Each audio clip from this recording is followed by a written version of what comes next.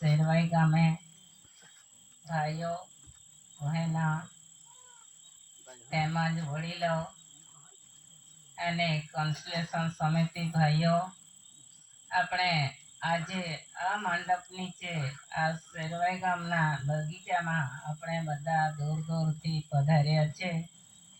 તો સર્વને મારા હાર્દિક સ્વાગતા ભાઈઓ તથા બહેનો તેમજ વડીલો અને નાના બાળકો એમને પણ હું વિવેક કરું છું. સ્વકર્તા